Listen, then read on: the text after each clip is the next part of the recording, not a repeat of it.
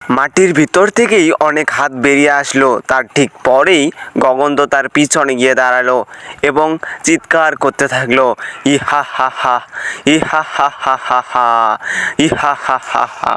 ওরে বাবারে, ভূত ভূত আমারে খেয়ে ফেললো, ওরে মাগো, ওরে বাবা গো, ভূত আমারে খেয়ে ফেললো।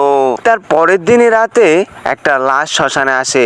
লাশটি খাটিয়া থেকে নামানোর পরেই লাশটি উঠে দাঁড়ায়। সে বিভ্রান্ত, কারণ দুটো দোকান থেকেই একই গন্ধ আসতেছে। কোন দোকানের খাবার খাবে সে? গদাইয়ের দোকানটা নতুন ছিল এবং চকচক করতেছিল। সে তার দোকানের দিকেই এগিয়ে যায়। দেখেছিস ভোলা, তোর দিন শেষ। এখন থেকে সব মরাই আমার দোকানে খেতে আসবে। আসুন আসুন দাদা, আসুন আমার দোকানে আসুন। লাশটা গদাইয়ের দোকানের ভগ্নি খেতেই একটা ভয়ঙ্কর কাহিনী হয়ে গেল। তার আত্মা শান্তি তো পেলই না, সে বরং অনেক শক্তিশালী হয়ে গেল এবং শক্তিশালী ভূত হয়ে গেল। কারণ গদাই জানতো না ওই শান্তিলতা ফুলের সাথে আরো কি মিশাইতে হবে।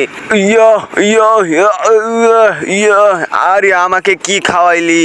আরে তুই কি খাওয়ালি আমায়? আমার তো সারা শরীর জ্বলতেছে। আমার শান্তি চাই, শান্তি এনে দে আমায়, শান্তি চাই, শান্তি চাই। সেই নতুন ভূতটা গদাইকে তাড়া করছে এবং ভোলার দোকানের থাকা ভূতগুলো গদাইয়ের উপর অনেক রাগ হয়ে গেল।